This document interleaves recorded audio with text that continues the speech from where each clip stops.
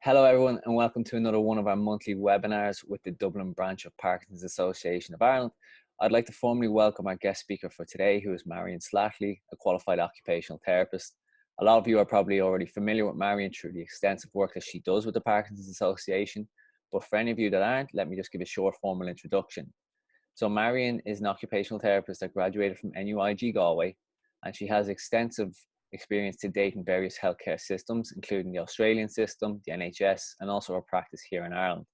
Her primary interests are in adult rehabilitation, and she works quite closely with people suffering or living with chronic neurological conditions such as Parkinson's disease, multiple sclerosis, or stroke. She's also got various qualifications in a lot of the activities that we use to manage Parkinson's, so LSVT Loud, Tai Chi, and PD Warrior. And some of you have probably already worked personally with Marion on these activities to date. So that's a very short introduction to Marion. So just in regards to the format for our webinar, the usual housekeeping rules do apply. So Marion is going to give a short presentation and we're going to follow that with questions and answers. So during the formal presentation, I do ask you just to have your microphones muted so that we can minimize the background noise. You're more than welcome to keep your camera on, although you're not obliged to do this.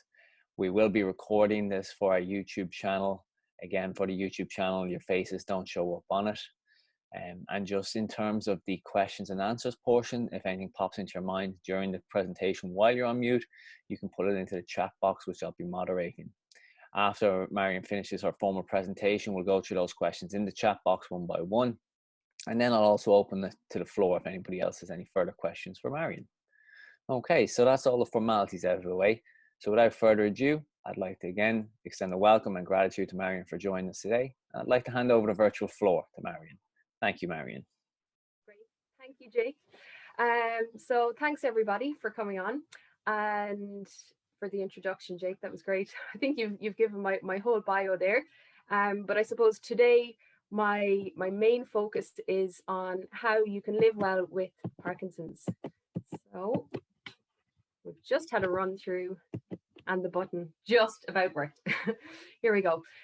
So I suppose occupational therapists work with people, I suppose, to keep you as independent as possible and to help you keep doing the things that you want to do. So we look at everything you do. So all the things we do, from getting out of bed in the morning to brushing your teeth to doing your work as you want to. So today, I suppose I've just picked my top 4 things. Of course, as an occupational therapist, we all have maybe slightly different ways of looking at things, but this is my way, I suppose. And again, with my background in the kind of specific PD Warrior and LSVT Big Parkinson's programs, I'm honing in on those kind of more specific Parkinson's areas and strategies. So my top 4 strategies are moving bigger, thinking bigger, and applying those kind of strategies to your everyday tasks. I do, as an OT, again, always look at adaptive equipment. To me, it's kind of a last resort. If you absolutely have to have it, you can have it. Okay. It is really important for everyone to review their home environment. And again, exercise is key. I've saved the best to last. Okay. But in actual fact, for today, I'm just going to speak more about the first top 3. So I suppose when we look at Parkinson's, and again, our movement in particular, again, I'm not going to try and aim to cover everything today. I'm specifically looking at your everyday movements. And again, movement being the big focus for me. So with Parkinson's, if you can rate the size of your movements as small versus big. Okay. So bear with me for a minute. Okay, so I suppose before having Parkinson's, you were moving normally. You didn't, and when I say normally, I mean normally in that nobody is normal as such. We all move that little bit differently. But essentially for your normal, so before Parkinson's, you were walking without maybe thinking about whether your feet were taking smaller steps, or you were easily able to turn in bed without having to think about it, or if you went write something, again, you didn't have to think about it. It just worked well for you. And all those movements just came out at the right size. Okay, so again, that's our normal. Then with Parkinson's, our movements scale down. Okay, so they become smaller And again, how we override that is with, again, many things, our exercise, our medication, but as well by thinking big, okay, by putting in more effort, you can push yourself to move more normally. So essentially, if you can do a task analysis of all the activities that you do every day and think, am I moving small or am I moving big? And that's what we're going to work on right now. So essentially, you can learn to move bigger with your whole body, so that instead of moving that bit smaller, which might look like maybe shuffling steps, it might look like small handwriting, it might look like difficulty doing up your buttons because your fingers are moving too small, essentially. Okay, and I am simplifying things. And again, for today, I just want everybody to get the message that by moving and thinking bigger, you can move better. Okay, so that goes for smiling. Okay, it goes for standing up big from your chair. It goes for reaching big. Okay, so I'm going to get very practical, okay, and show you what I mean. So I've got a couple of suggestions here with me today, and different activities that I'm going to show you. You can try in the background as well. So it's essentially a mini bit of a workshop at this part. So I suppose if you just sit with your hands kind of relaxed in front of you, so just close your hands into a fist, okay, and then stretch out your fingers.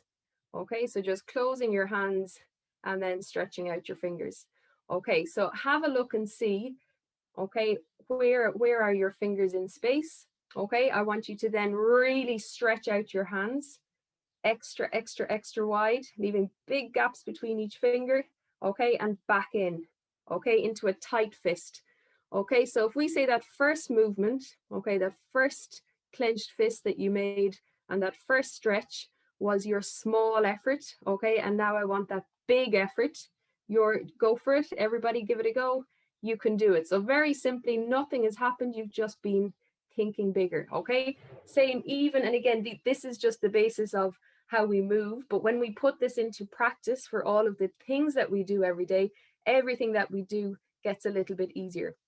Okay, so even just bear with me. If you bring your hands into your chest, okay, and then I want you to push forward, okay, again, stretching out your arms, fingers wide, and then back into your chest. Okay, so that was your small effort. Go big. So push harder.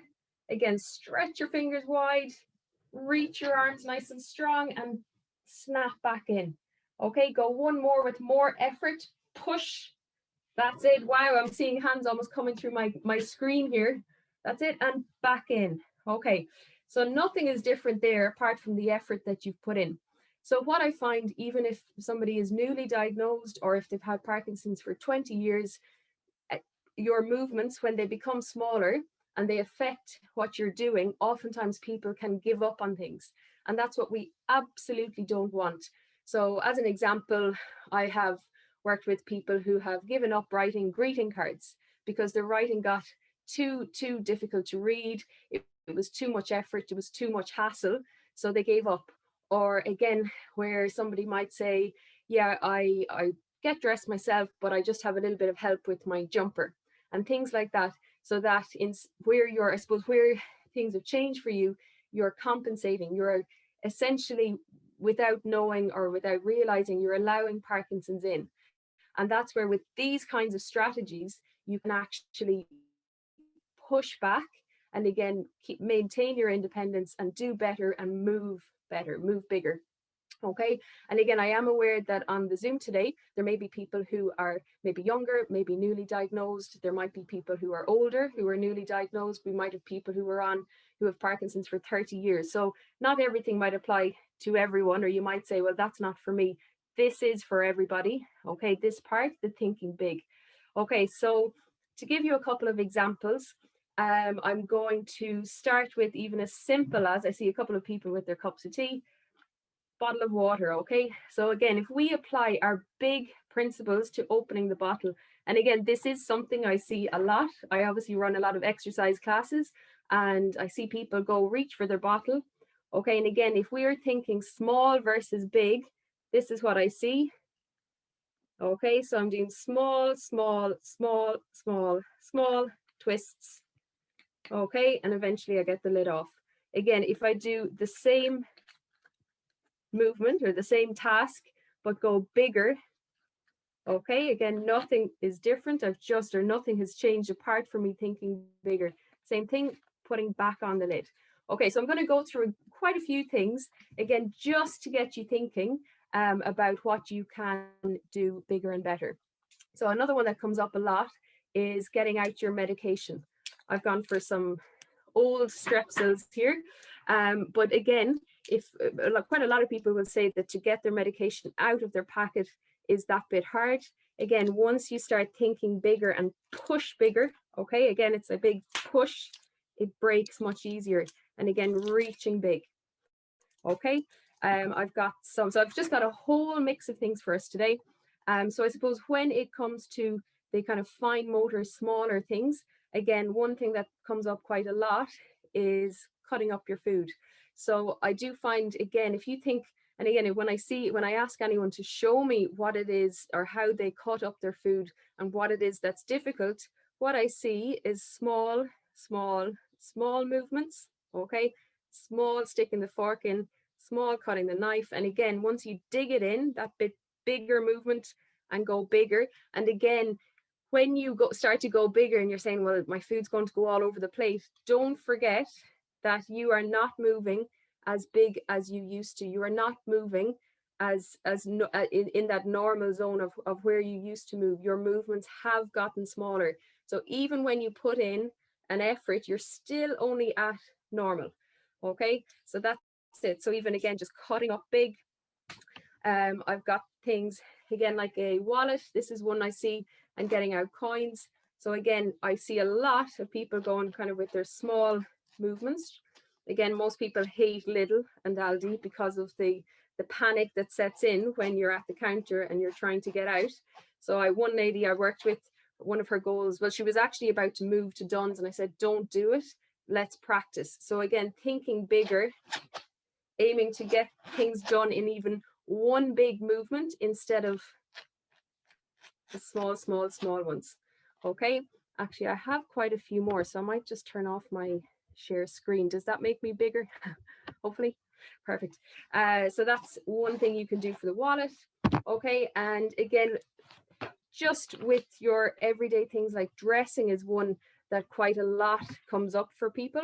So I've just got a lovely unironed shirt here at the moment, and for buttons. So again, I would always do a quick couple of flicks before you go to do buttons. So again, you're just reminding those hands, reminding those fingers that they can move bigger. Okay, so you're doing your quick flicks. Okay, and again, what I see when it's difficult for somebody, what I see is the small movements happening. So again, you need to grab onto your button. Okay, and I have a push-pull system. Okay, so you're pushing in and pulling out.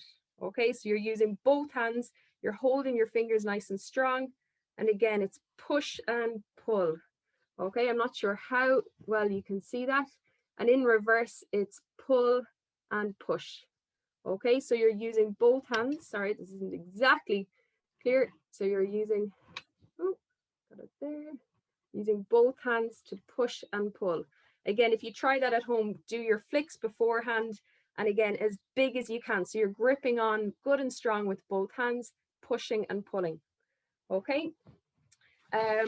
Again, when it comes to getting dressed and zips and tops and all sorts, I'm just going to do a quick demonstration if you don't mind. Okay, so even things like putting on and off a top. Okay, so here I see people, again, when it comes to pulling down your zip, I see those kind of small movements getting really tricky. Again, you want to grip on and go off in one big movement. Okay, and please do give any of these things a try if you're able, if you've got your wardrobe beside you or any of the other items. Okay, and again, even when you go to pull back on your coat, again, it's one big push in, one big pull up. Okay, same with, again, putting on and off a top. I'm doing one big zip off, and again, I'll see sometimes people kind of half do maybe one shoulder, half doing the other. So again, I would go with the big, extra big shrug, and again, pulling off each arm one by one in one big move. Okay, again, when you go to put on your top, you're thinking extra big. So you're aiming to get that one arm dressed in one go, and again, punching out with the other. Again, same thing when you go to zip up. Okay. When it comes to trousers, so these are things that I find most people do. Even if you're well able to do these things, they may have gotten a lot slower. So I do think that this is, especially the dressing, applies to most people. Okay, when it comes to dressing, okay, again, for your lower half, firstly, you're starting with your great big stretch out with the trousers. I do recommend to people to sit, and when you go to put on your trousers, again, I'm not going to put these ones on, but you're going to lift big and push big, okay? Lift and push out those legs. So again, what I see is people kind of doing their kind of 2, 3, 4 small movements rather than that one big one, okay?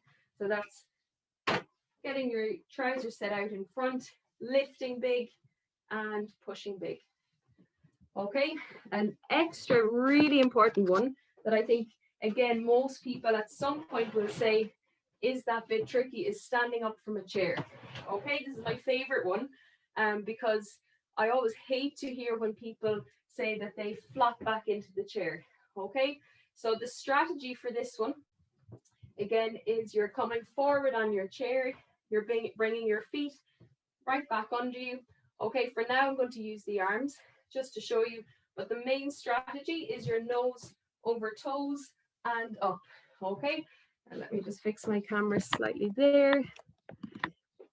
Okay, so again, what happens is most people try to push straight up. Okay, so give me a wave if you've ever fallen back into your chair. Let me see. I see a couple of waves. Okay, no more. Okay, so you don't want to be falling back into your chair. So what's happening there is you're going straight up. But what we need to do, again, using our good body mechanics, you're going to push forward, stand up. Okay, so your nose needs to come right out past your toes. So give it a try, anyone there, either with arms or without. It's your nose over toes and great big stand up. Okay, and again, I will see people going at that small effort to stand up from the chair. So I'll see people do things like this, going slow and small, making it much more difficult. So again, you're going to go that bit bigger, which then makes it easier. Okay, so everyone give it a, in fact, because we're talking about exercise later on a little bit too, can everyone give me 5 big stand-ups from your chair? So big stand-ups, so you're putting in that little bit more effort. That's 4, 3, 2, and 1. Lovely. Okay, so that's this strategy for standing up. So you're doing your big stand up, nose over toes. Okay, then when it comes to your walking, again, if you can think to yourself that if your steps have gotten smaller, okay, if they've shortened, every step you take, you're trying to stretch out that little bit bigger. So if you think, you know, where people might say that they are going out to stretch their legs, that's exactly what you're doing. Okay, so you're aiming to stretch each step as you go. Okay, so it's very simple. It's literally as simple as stretching your steps as you go. Okay, so each step you're aiming to stretch your heel down first, and you're aiming to add even half an inch to an inch to each step. So you're extra big stretching your steps. When it comes to turning, again, this is one that I find a lot of people have issues with, is again, it's a kind of turning, and posture. So if you can see my feet there, okay, I've got my feet in a small posture. My feet are stuck together, okay, which actually makes me a little bit unsteady. Okay, so that's a small standing posture. Okay, so which I would never recommend. Again, we always should be bigger. So I would always stand with your feet about hip width apart. Okay, so instantly you'll feel more steady. Okay, you'll feel more balanced. So again, if ever you catch yourself with your feet in stuck together, just push them out nice and wide so that you've got that bigger stance and then your bigger posture. Okay, So when we come to turning then, what happens is that mostly people will be standing with their feet or walking with their feet quite close together. And when you go to turn, you've got those really small, small, small steps. Okay, so again, bearing in mind, hopefully everybody's starting to get into the big picture here and thinking big. What would you do? Again, you're standing with your feet wide and you're lifting your feet up nice and big and back. Okay, so again, that might be walking down the street and you're thinking you've got to go back, you've forgotten something. It's picking your feet up that little bit bigger. Okay, again, give it a try at home, whether it's in your, it might be at your kitchen sink, it might be at your toilet, but again, it's a really good one for your everyday. So again, there's just a couple of things that you can do bigger, and that also applies to your what would I say, your bigger everyday movements in like combing your hair, okay, brushing your teeth, writing. So everything you do, you're aiming to go bigger. Okay, so that's my big lecture, or the big part of the big lecture. And when you go bigger, basically things become easier and you're able to move better and get on with your day, okay? Because the last thing we want is you being held back by these smaller movements. Okay, there we go. Right, so once you have been thinking big, big, big, big, big for everything that you do, okay, and you find that that the task you want to do is still a little bit tricky, that's when I would consider using some adaptive equipment. Okay, so it wouldn't be my first go-to. My first go-to is always go bigger, okay? So if you're finding that there is something that is difficult, then I think it would be really good for you to see an OT, an occupational therapist, so they can do an assessment with you and work through what it is you might need. So I've just thrown up a couple of suggestions here. So again, some of these might apply to you or they may not, but the idea being if you don't use it, you lose it. And here's some of the things that can help you use it, okay? So again, quite a lot I would hear people who maybe don't want to go for a walk on the prom in Dún Laoghaire because they're a little bit lacking in confidence, for example. So that's where I'd say, well, look, maybe let's consider getting a walker for outdoors and let's get you walking, because even though it's not your, you know, your perfect scenario to have to use a walker, the fact is you're not walking in Dún Laoghaire, so you've stopped walking in Dún Laoghaire. But if you'd like to continue, let's get you the walker, which means that you can now walk in Dún Laoghaire. So again, while it might seem quite simple, it's more, I suppose, you know, people feel like they're giving in and things like that, but I completely see it as the opposite. It's actually helping you to maintain the things that you want to do or return to the things that you want to do. So in fact, this walker in particular, I did want to mention, it's actually called the U step walker, just letter U dash step. And it is a walker that I use quite a lot in Australia with people with Parkinson's.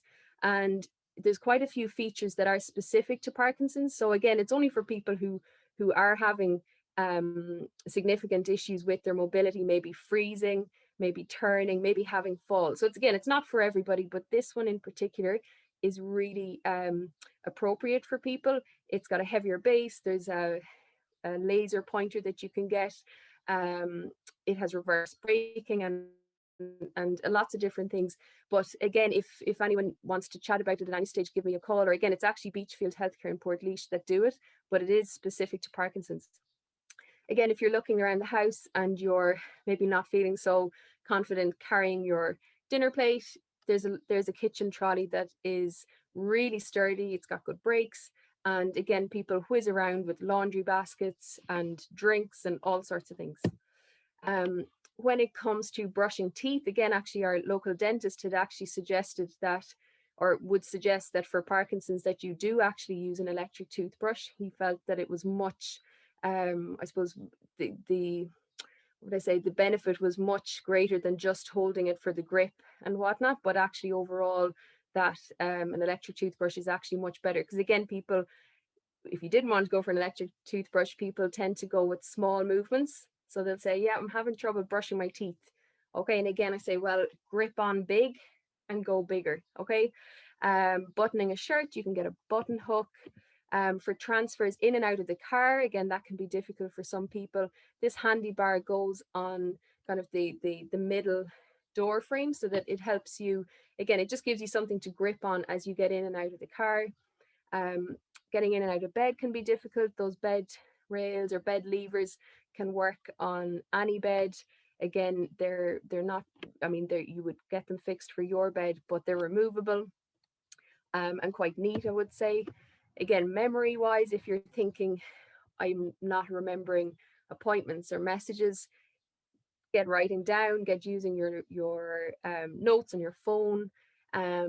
Again, with regards medication, it's so important that you take your medication on time. And again, you know, I will speak to people who will say, well, I probably take it most of the time at the right time. And really, that's not a good strategy. The best strategy is, you know, get your timings right. And if you're having trouble with remembering, there's actually quite a lot of medication apps where you can actually put in what medication you take, and it can actually then send you a reminder for each different tablet once you've input, obviously, the details. Or again, if that's not, if you're not interested in that, you can just set your alarm. So again, most phones will let you set multiple alarms to help you remind or help you remember the medication. Again, as I've said, oftentimes the hand movements can be that bit trickier again because they're smaller. So again, it's always big first, but then there is cutlery that you can get that has like good big grip. You can also get weighted cutlery for Tremor. That kettle there is for people who, again, mostly would have tremor or maybe weakness, that don't feel like they have either the strength or coordination, or that the tremor is too pronounced to pour hot water safely. So you can get a kettle tipper to put your own kettle into, or you can get, this is the Uccello kettle, which actually can look quite nice. So that again, you don't actually have to lift to pour the hot water, you just tip it. Again, for turning a key. So again, first strategy is always go bigger turning the key. But again, if it's too tricky, you can get a key turner. So it's that extra grip that you then go big and helps to turn your key in the door. With transfers there, you can see this lady on the left has chair raisers. So these are called elephant feet, and you can actually get them for a bed. So again, if your bed was too low and it was very difficult to stand up from it, you can get those raisers. Or again, for your armchair or for a couch, you can get them. And again, there's lots of different varieties. That's just one. If you have difficulty standing in the shower, there's a perching stool that you can use either at the sink or in the shower. And again, the grab rails. So for anyone, I recommend grab rails. And again, I know most people don't feel they need them, or, you know, I suppose don't want to picture those big kind of white clinical grab rails, but you don't have to. There's plenty of contemporary nice looking grab rails out there now. So they don't have to look like the hospital setting. They absolutely don't. But I do always recommend grab rails in a shower, even just one that you've got to hold on to. Again, for work, there is quite a lot you can do around your computer and the access or accessible components or features on your laptop. So that's kind of a whole other area, but I just picked one thing that you can do for somebody maybe who has trouble maybe moving the mouse. A trackpad can actually work that little bit easier. So you use that instead of the mouse.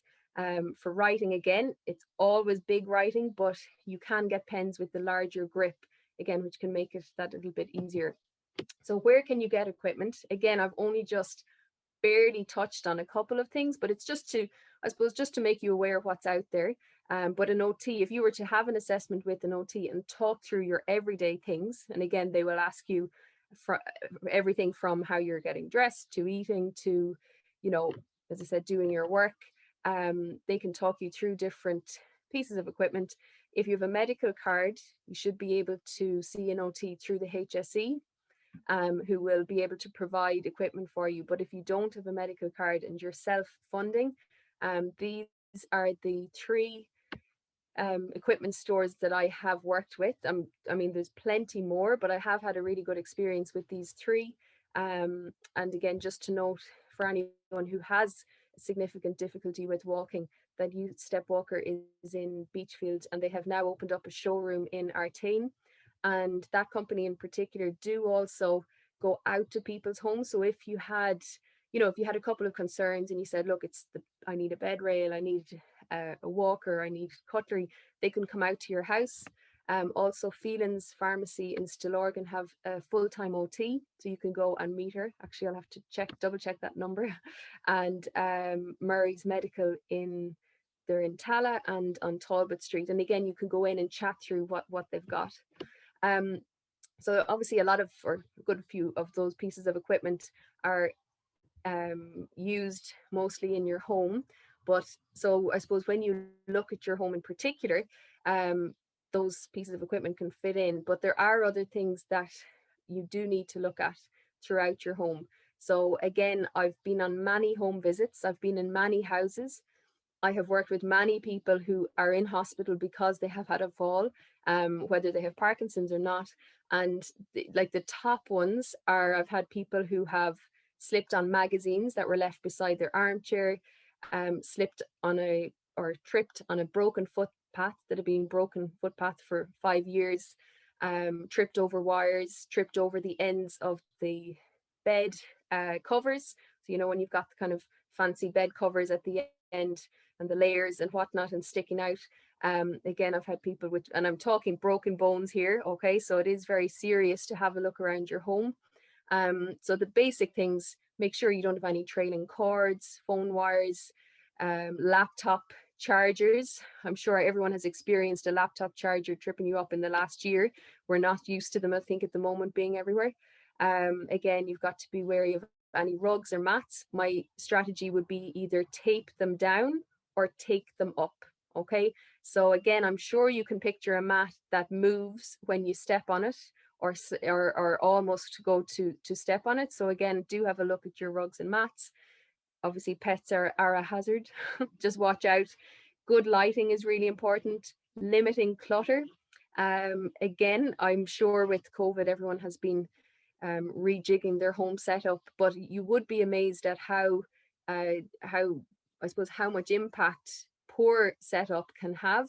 And again, I've been out to homes where there's lines of shoes around the bedroom or clothes on the floor, and simple things that actually do really heighten your risk of a fall. Again, having a phone within easy reach, maybe having a cordless phone or a couple of phones like dotted around the house. And again, whatever barriers you highlight, you need to address them. So again, quite frequently I will speak to people who will have found the barrier, so they'll have known where it is that they fall and when it is that they fall, but won't change the thing. So whether it's that they always have to step over, or maybe step down into a living room and there's no rail, or it could be getting in and out of the shower has always been difficult, but they're leaving the rail for a while. They're the times where people fall. So again, you need to take a fresh look at your home, because again, as we age, so does our home, and it does need to continue to meet our needs. So things may need to change. So here's your reminder: have a look at your home, or again, get an OT to come out and have a look. So again, 1 in 3 people over the age of 65 will fall at least once each year, and half of those who fall will actually fall again. And most falls occur in your home. Okay, so I'm being very OT here, but it is really the simple falls that people tend to have. Now, with Parkinson's, I will say that turning in the home and small shuffling steps are the main 2 reasons I see where people fall. So again, just that brief introduction I've done to big walking and big turning is actually most important in your own home. So even from today, if everyone, after that we've done this session, if everyone can have a walk through their house, okay, again, thinking that you're stretching your steps, and again, get to the tricky spots, the bathroom, the kitchen sink, the places where you're having to turn, or anywhere else that's small, aim to go bigger, pick your feet up, and again, that will help prevent falls. So I've left, as I said, the best till last, but as you know, I do talk about it a lot, so I'm not going to mention too much today. Only again, I've picked my top 3 modes of exercise. Number one being PD specific. So if you can, get to a class that is specifically for Parkinson's. So I know through the association, they've got some great classes organized.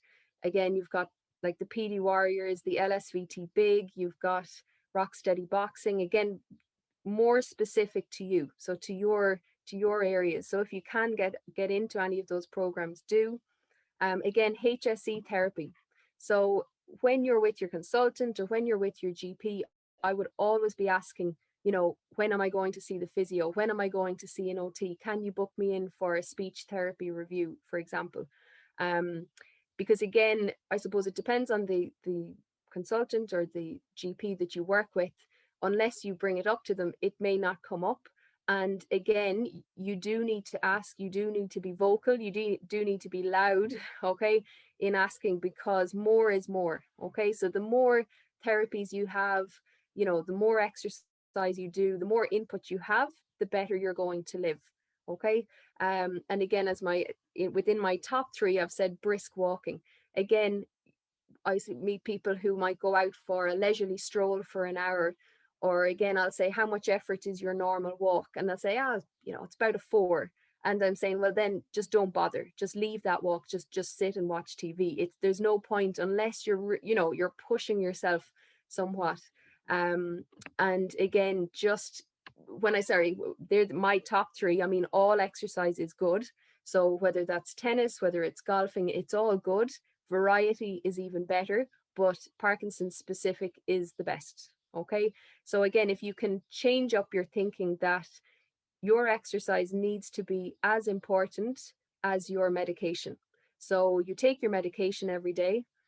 You need to also think of your exercise as important as taking it every day. And again, I suppose if you were with the consultant and he was handing you your medication and he said, look, take it whenever you feel like it. Maybe do it on a Monday afternoon, or take it on a Monday afternoon or a Sunday when your family are over. It wouldn't be very effective, as in if you weren't taking your medication only twice a week. So it's the same with exercise. It's more effective when you do it regularly. Okay. And again, it will help with all of those things that we've gone through, those everyday tasks. So get moving is my big message there. So I suppose in summary, while Parkinson's is progressive, with the right attitude, the strategies and exercise, you can slow the symptoms and manage the symptoms much better. And again, from people that I work with who are doing both exercise and they're thinking big in their everyday, I find that it quite frequently, their medication isn't changing at their yearly reviews. So again, they are managing their symptoms, because again, if you go to your consultant and say, this is tricky, I can't manage that, they are going to most likely suggest to increase your medication. So I have seen plenty of evidence that by being proactive, by using your strategies, doing your exercise, you can reduce the need for increasing your medication. Okay, if you need any other convincing on that. And again, even with Parkinson's, you're living your life. I mean, I know that there are things that can be frustrating or that are difficult, but again, by putting those principles into place, perhaps maybe using some equipment, maybe modifying your environment, and again, pacing yourself. So I haven't mentioned that, but I suppose looking at your week and saying, look, what is it that I want to do this week? What are my priorities? And putting your time into those. And again, where it might mean that you use an adaptive aid, like say, for example, in the shower, if you feel that showering is something that really fatigues you, then I would get a shower stool. It might not be that you feel like you can't keep standing, but in actual fact, you're burning an awful lot more energy in standing that you would be maybe better spent doing your big walk to the shop, for example. So whatever it is you're doing now, keep on doing it. And as soon as you notice that something is getting a little bit tricky, I want you to apply those principles, okay, that we've talked about. Again, say, well, look, maybe I could use a piece of equipment, but don't stop, okay? Because if you don't use it, you lose it, okay? Again, keep moving. Don't sit for longer than 20 minutes. So get up, be on the move, and again, keep fighting. So there's just some of the suggestions for me. As I've said, there's plenty more, but they're my top most effective strategies for living well with Parkinson's. If somebody is at the position where they decided themselves that they would think that they might need some assistive equipment, but they've never been to an OT before, would you recommend maybe getting the input of an OT before they jump down the rabbit hole of getting excited and buying a range of equipment? Absolutely, absolutely. And same with the home visit. So again, might meet people on occasion who have maybe gone ahead and redone their bathroom, for example. And again, an OT will see things, or again, we've got specific kind of measurements for what it is that you would need. So definitely, again, an OT can go through what specifically you need. So say, for example, if getting in and out of bed is tricky for you, like there's a lot of different options. I mean, I've just mentioned one, like that bed rail, for example. There's different types of beds. You can get different types of bedding. You can get satin sheets. You might be recommended to wear satin pajamas to help with turning and getting on over to the edge of the bed. So there's lots of other things. So, you know, it's not kind of a one item fits all. And that's why, or that's where you would benefit from seeing an OT, so they can see exactly where is the issue and what specific equipment is relevant for you. So I would definitely recommend getting in touch with an OT, again, if you can, through the HSE or privately. So I guess the disclaimer is that Marion isn't endorsing the equipment that she put up specifically for everybody, that it's a very individualized approach. Exactly, exactly. And the, you know, if you have an assessment with an OT, they can get you set up with what would suit you most. Because absolutely, and again, if you go into those showrooms, while everybody is lovely, there, my knowledge, apart from what did I say, Feelings in Stillorgan, they do have an OT. So essentially, she can help you. She, you know, she's obviously qualified in the area. Only it just depends if you want to, I suppose, have a chat about your medical history, maybe in the store, or maybe you could do a link, a phone conversation or something like that. But definitely an OT would be best to speak to about equipment. And again, you might not actually need it. You might just need to look at how you're doing it, you know, how you're doing the task. Okay. Okay. Well, then I guess we'll let Marion go off in peace and enjoy the rest of her weekend. Thank you very much, Marion, for coming today. But apart from that, that's all I have for you today. So please go off and enjoy the rest of your weekend. Hopefully the sun will come out. Okay. Thank you all and take care.